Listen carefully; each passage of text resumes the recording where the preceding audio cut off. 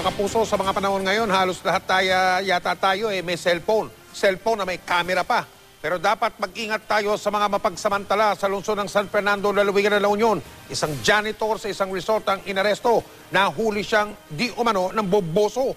Nakatutok si Ian Cruz. Tapos ang maliligayang araw ng lalaking ito matapos mahuli ng mga pulis sa San Fernando City, La Union. Hilig kasi niya manilip sa CR ng kanyang pinagtatrabahuhan. Janitor sa isang resort ang suspect na si Jesse Olinares. Nabiso ang kalokohan ng suspect nang mahuli siya sa aktong ng boboso sa shower room ng dalawa nilang customer. Nung naliligo sila at may naobserbahan siya na parang may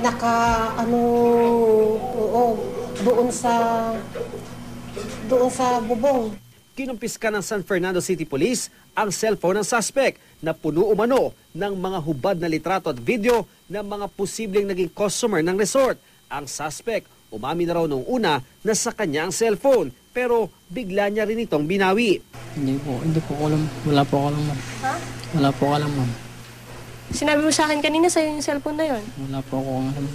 Inihanda na ng pulisya ang kasong isasampa laban sa suspect. Inimbestigahan din daw nila kung may kapabayaan sa insidente ang may-ari ng resort. Ian Cruz, Nakatutok, 24 Oras.